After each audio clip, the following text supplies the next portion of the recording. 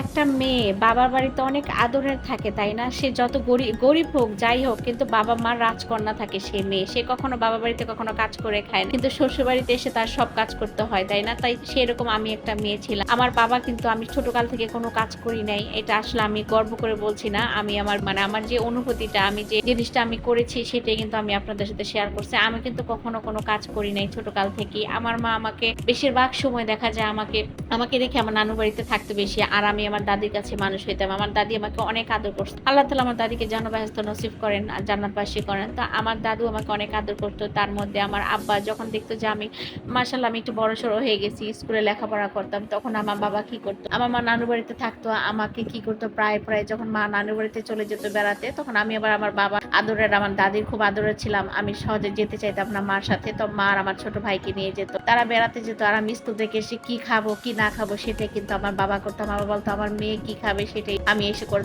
রাখতো। তো আমি ছোটকালে খিচুড়ি খুব পছন্দ করতাম। আব্বা আমার কষ্ট হবে দেখে আব্বা যা খায় তাই করে ফেলতো। যেটা ইচ্ছা সেটা খেয়ে ফেলতো, কারণ সে পুরুষ মানুষ, সে একটা বিস্কিট খেয়েও কিন্তু সে পার করে ফেলতো। কিন্তু আমার জন্য আমার বাবা কি করতো, আমার মেয়ে স্কুল থেকে এসে কি খাবে আমার জন্য আমার বাবা রান্না করে ফেলতো, আমি খেতাম আসলে কি। আর এখন দেখেন বাবা বাড়িতে কিছুই করি নেই, মার সংসারে একটা ঘর পর্যন্ত ঝাড়ু দিই। আমার চাচাতো বোন যদি ঘর ঝাড়ুতে আমার মা বলতো এমুকে এটা করো অমুকে এটা করো, তুই কিচ্ছু পারিস না, তুই কিছু করিস না, মা শুধু খালি এরকম কথা বলতো। আর আজকে দেখেন আমার সংসারে এসে আমি এখন কত কাজ করি। বিয়ের সকালের পরের দিন সকালে সুন্দর শাশুড়ি পাকের ঘরে ঢুকাই দিল, না ও রান্না করো, কি শিখবা শাশুড়ির সাথে থেকে এটা সেটা শিখে ফেললাম, কাজ করলাম, অথচ বাবা বাড়িতে কিন্তু কিছুই করি নাই।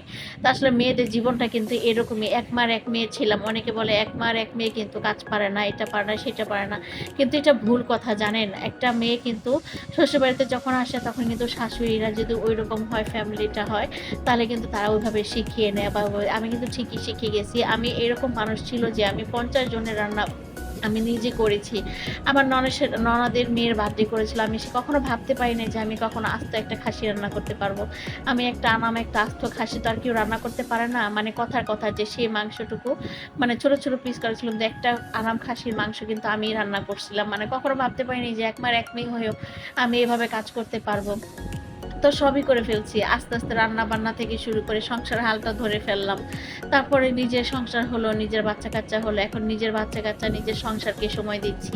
আসলে মেয়েদের জীবনটা কেন জানি একটু অন্যরকম অদ্ভুত হয়ে যায়, তাই না? মনে করেন মানুষ বলে যে ঢেঁকি যতই স্বর্গে উঠুক না কেন তার নিচে নামতেই হবে। যেরকম আমরা যত শিক্ষিত, যত কিছু করি না কেন সংসারের হালটা কিন্তু আমাদের ধরতে হয়। কারণ আমরা মা, আমরা মেয়ে, তাই না? তো সবকিছু মিলে কিন্তু আসলে এইটাই কিন্তু জীবন। আমাদের জীবনটা একটু অন্যরকম। আসলে এই জীবনটা কিন্তু একটা অন্যরকম একটা অনুভূতি। নিজের সংসার সামলানো, সবকিছু করে ছেলেপেলেদেরকে সময় দিয়ে ছেলেপেলে মানুষ হবে, এটাই একটা বাবা-মার জন্য সবচেয়ে বড় দোয়া, তাই না? সবাই দোয়া করবেন আমাদের জন্য।